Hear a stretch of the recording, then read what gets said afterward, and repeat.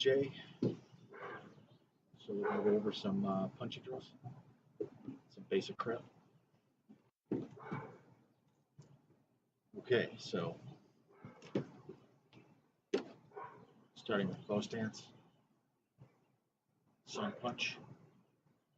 All of these are pretty basic. I have yet to find a school that doesn't do them. So basically what we're working with here, punch is going to come straight out, down, back, other hand goes out. Both hands are going to be coming out. One hand comes back while the other goes out. Don't hit yourself in the chest. Don't hit yourself in the face. Don't punch your hand. So from the side, out at about shoulder height to about throat, down,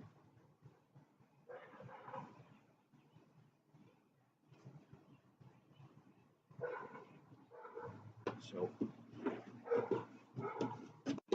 you begin, out, up, relax.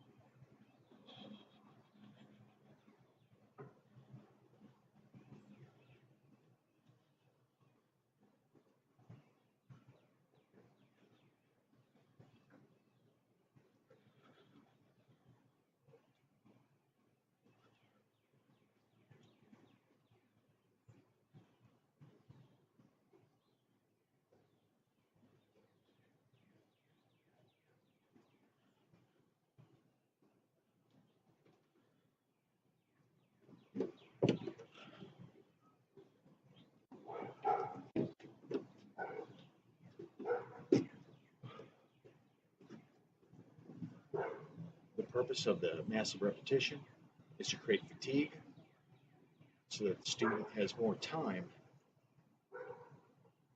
and more reps to facilitate correct usage. So at around 250, 500, depending on how many you're doing, just cut the number in half, switch legs.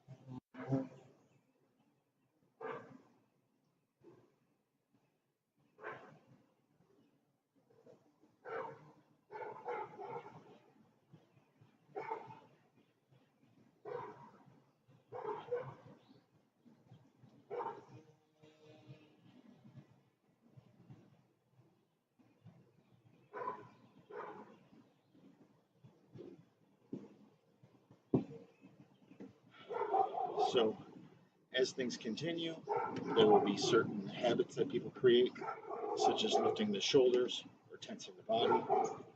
One of the benefits of repetition is it allows you the time to relax those shoulders while you're throwing a punch, so that you can practice throwing out a punch as smoothly and as quickly as possible. You may have noticed that the shoulders do not move a whole lot. The purpose of this is not to build power, it is to build hand speed and get rid of mistakes such as punching yourself or hitting your own hand. Next drill in the first stance, we'll go with the twist punch. This particular twist punch is going to come out and it's going to rotate for about the length of the forearm, because we're not looking for, once again, we're not looking for a specific power generation type. What we're doing is we're bringing the hand up from the ready position, extending it, and then we're rolling the shoulder at the point with the least amount of strain. So I don't want to twist here because it puts strain on the forearm and the wrist. I don't want to go out to here and then twist because that puts strain on the shoulder and the back. So I'm smoothly bringing the hand out. And once again, we don't want to relax the hand and whip it. We don't want to punch ourselves in the groin or in the inner thigh. We just extend the hand, bring it back. So once again, we're going to try to keep the shoulders square. We're going to throw the punches out to about throat high, middle chest area. And then we're going to try and relax, keep the breathing stable.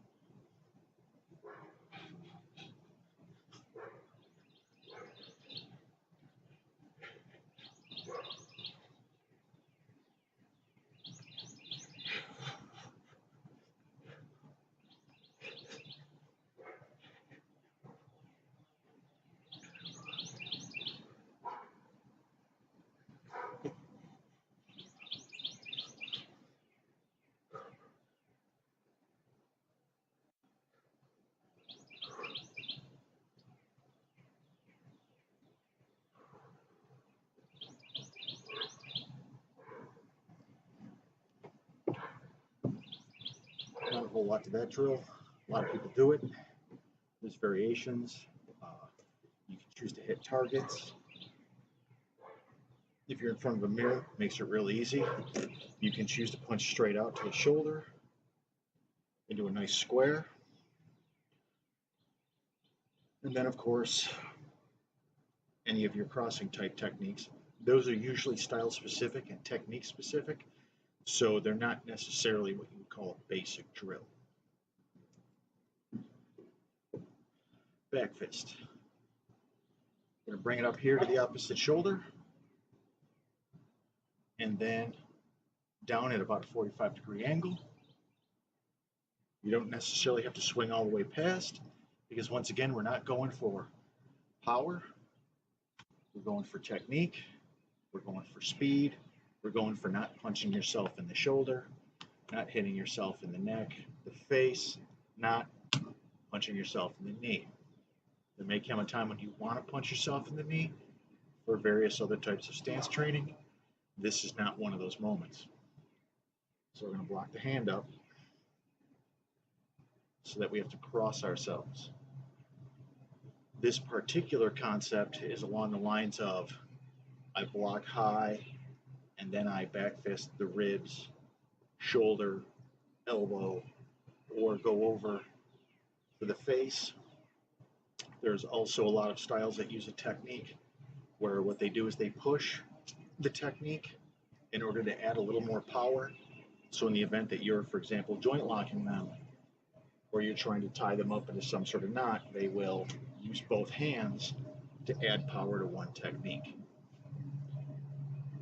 So this particular posture leads into a lot of information from various styles. Once again, we're going to do half to one side. I'm going to switch and do half to the other.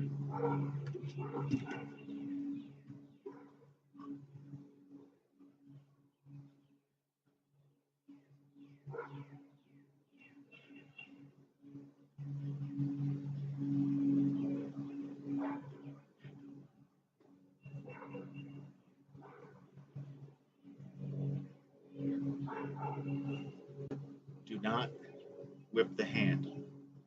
You will dislocate your wrist.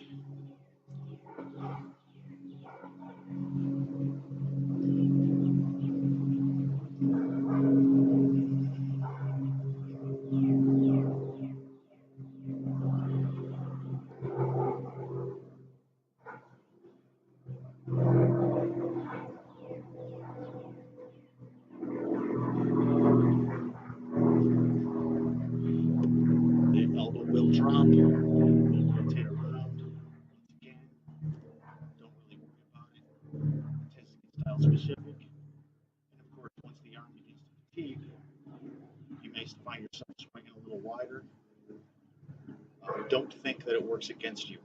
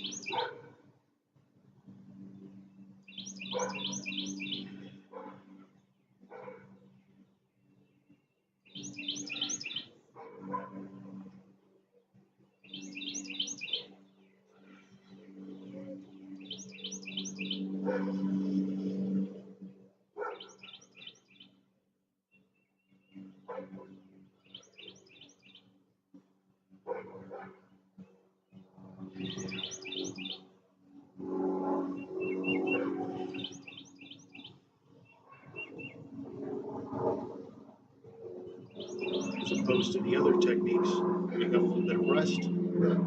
This one does not. So you will spend a little more time dealing with people who cramp up. Once again, if they have to relax their arm, then bring it up. Again, it does not work against the exercise. So I'm up to like 300 something now.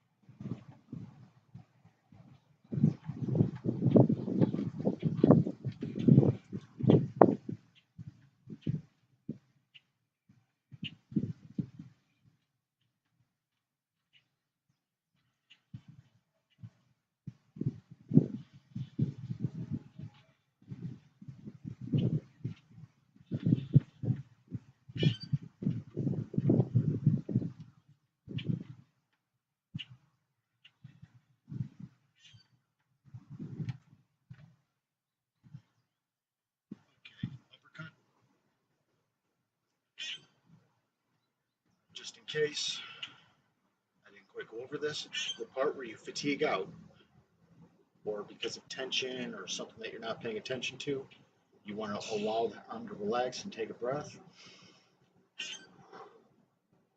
The ability to relax is also a skill. So the ability to relax the arm and in one breath,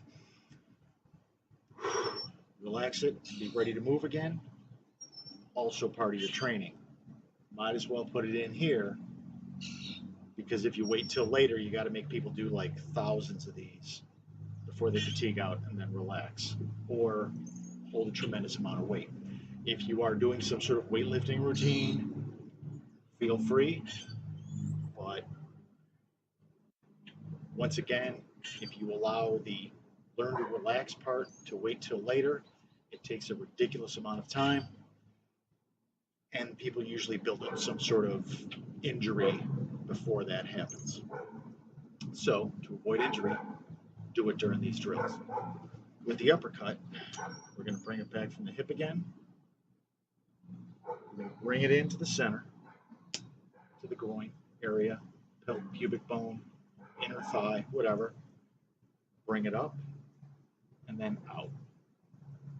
So it's here, here, and here.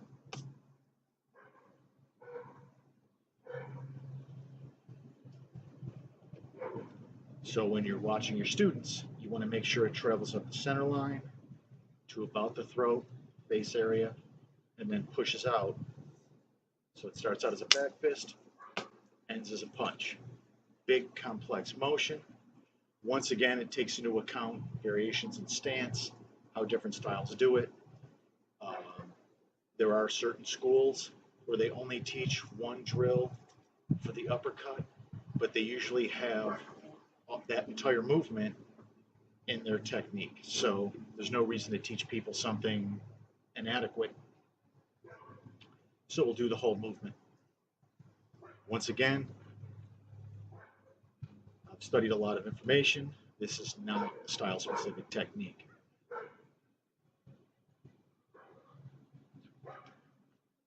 This does not go out. It goes out and then back. So it's one hand, then the other. Once again, don't punch yourself in the groin. Don't punch your hand.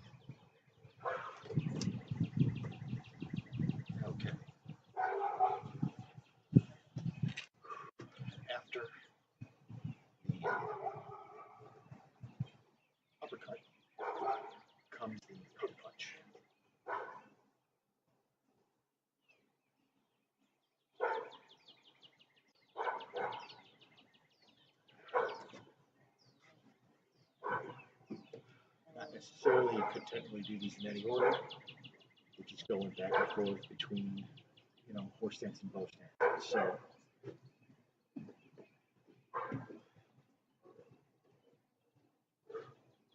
I realize I'm doing these all same side. They could just as easily be done other side. And if you wanted to focus on one of these punches at an advanced level, you would practice being in a stance, hitting various targets. We'll go over that later. So right here, once again, keep your hand up. It just so happens all of the other punches technically work as blocks. So on the one-handed techniques, you're going to put the hand up, or the hook fist, for example. This is another one where when you alternate, you want to make sure you don't punch yourself in the face. You want to make sure you don't hit the knuckles. So we're going to come out, come in with like a cutting motion with these knuckles. Coincidentally, if you hit the jawline with these knuckles, it rolls the head a little bit, gives you a slightly more solid hit with these knuckles. If you can't handle hitting the person in the jaw with these knuckles, don't. So, 1, 2.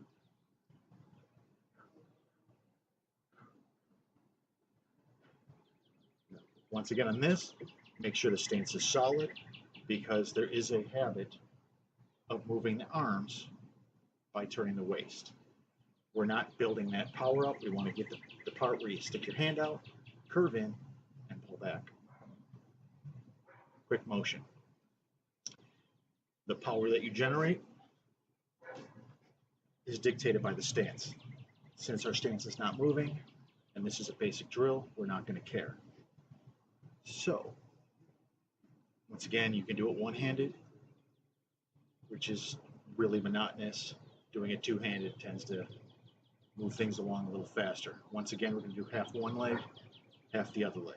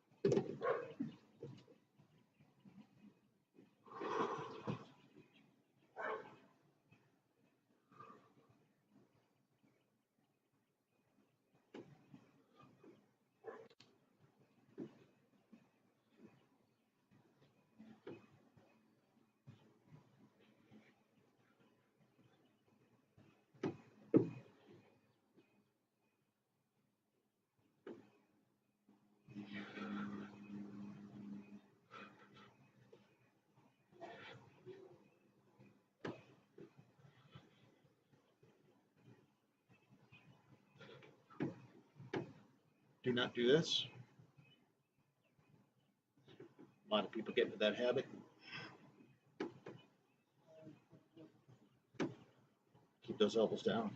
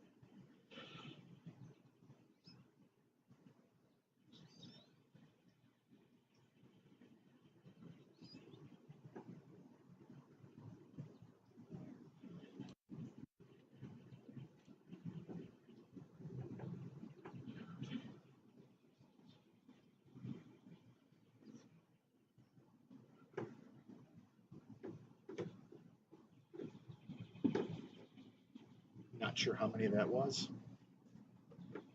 Hope it was enough. This power chop in use, you tend to do the power chop so that you're holding something and bracing it across the leg and breaking it, or bracing something anywhere and breaking it. We're going to come in across the body so we don't have to run the risk, once again, of hitting ourselves.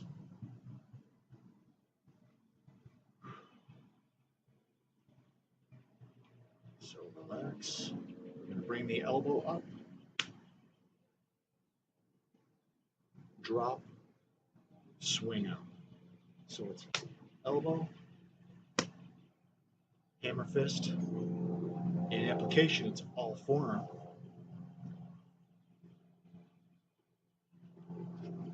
But for the purposes of this drill, it helps really focus the technique so that you don't punch yourself in the groin. If you think of a hammer fist up here with an elbow strike, and then drop the hand and hammer fist out. So alternate. You do want to turn the waist a little bit in this. Protects the groin.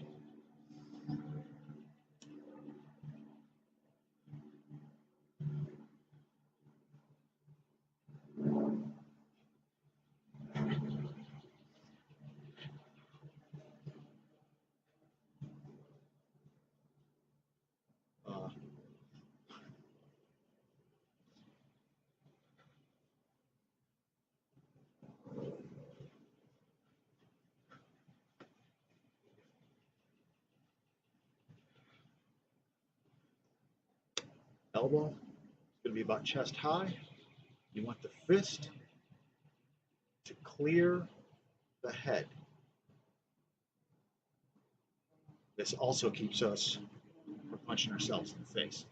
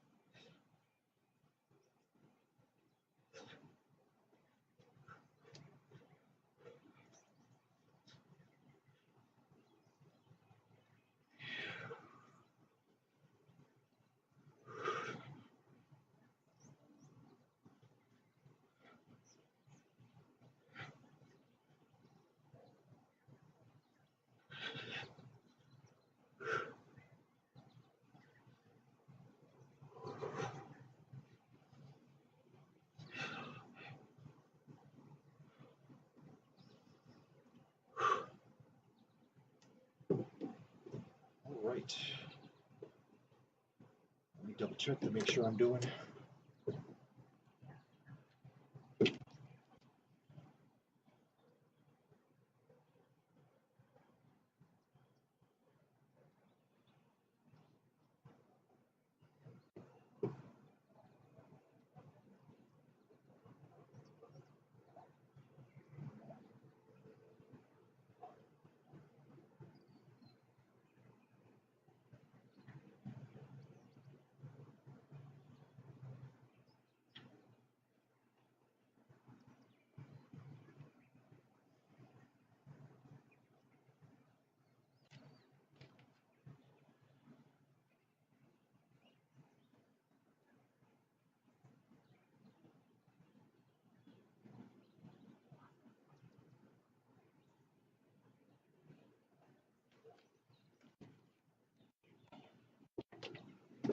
All right, almost done.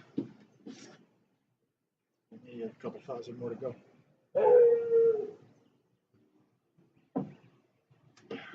This one is wheel fist. One-legged. There is going to be twisting in this. Since you want to use both arms, it's one unit.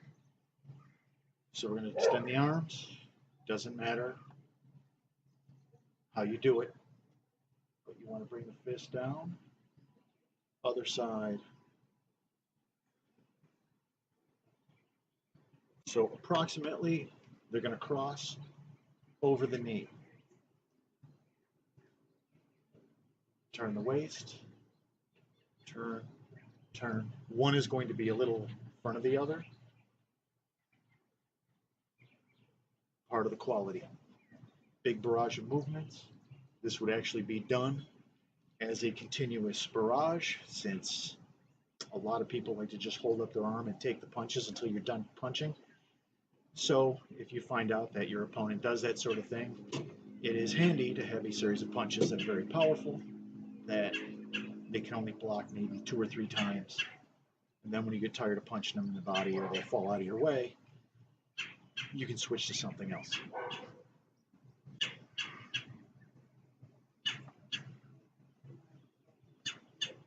Once again, do not totally relax. You can dislocate your shoulder. So you want to keep the arms tense enough. Use the back muscles. There is going to be a little bit of power application to this because this is a power move.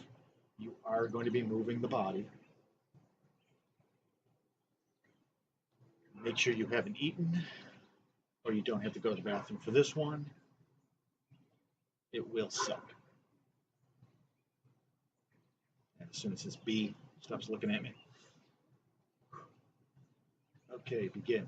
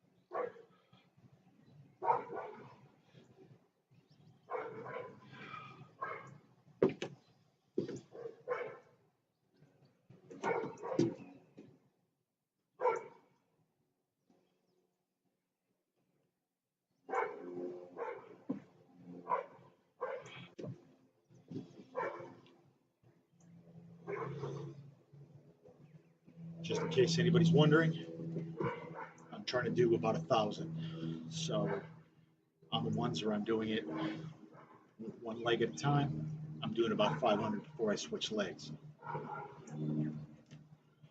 Doing it alone, remembering to speak to convey the information, I may be losing count.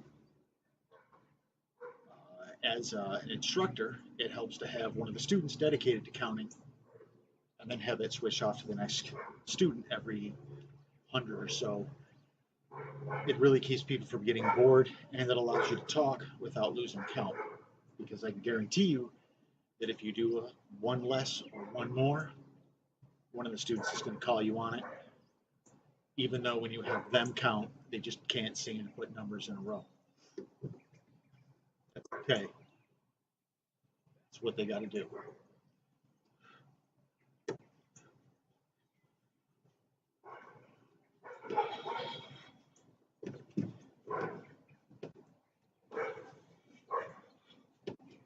I may be doing more than 500 because I'm not keeping that close account.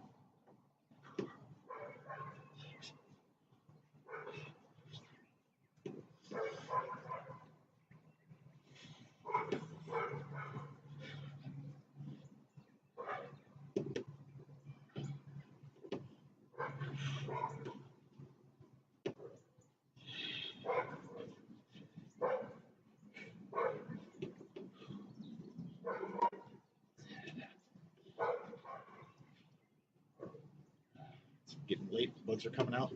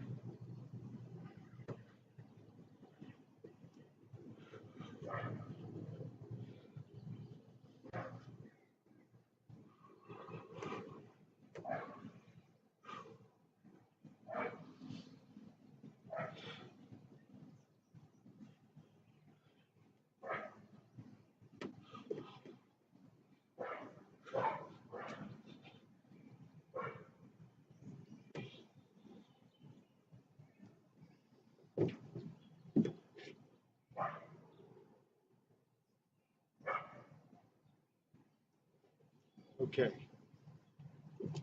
the last one, low fist. This is a much longer discussion, but in addition to how each one of these punches is different, each punch is the way it is because of a basic level of power generation. Any one of these drills, you can add any other striking surface onto the hand, as long as you pay attention to, don't hit yourself, make sure it's fast, and hopefully you will have learned a form that shows you a powerful way of doing that particular movement, as opposed to just randomly throwing stuff out there and hoping you don't get hurt. This particular drill is last because you're just bringing the hand out and then sinking straight down.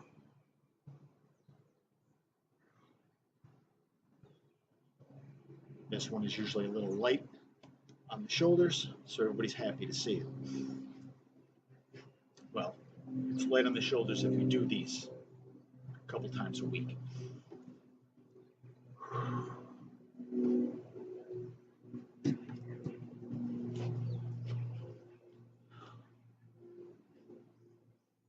Again,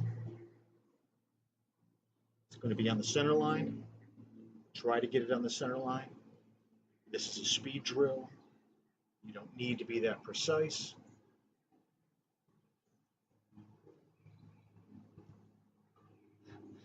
The 8th drill.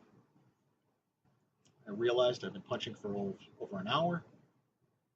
Those of you who've been following along, I apologize. So in this one, number 8, low strike.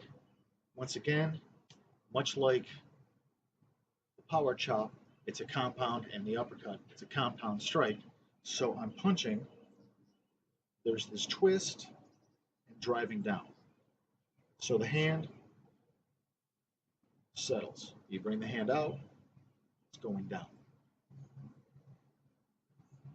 Nice angle, a lot of sinking power. And of course, as I may have mentioned, it doesn't use quite as much holding the arm up, shoulder strength, so everybody's usually happy to see it. So I'm going to try to do 1,000.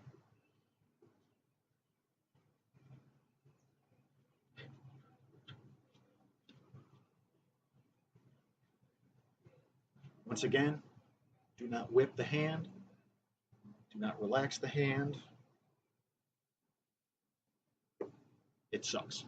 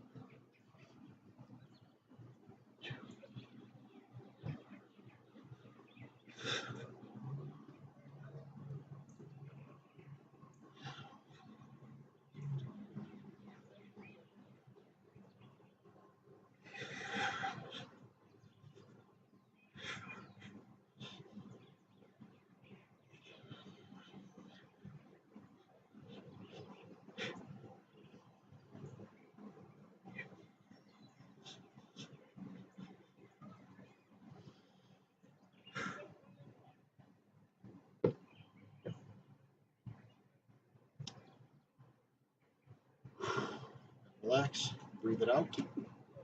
And that is the basic standing in one position, throwing punches for approximately an hour. I was speaking, I was trying to demonstrate, I was trying to do full range of motion so that everybody could see it on camera. I don't know how much of this will come through, but if you do it every day, you can do them much faster.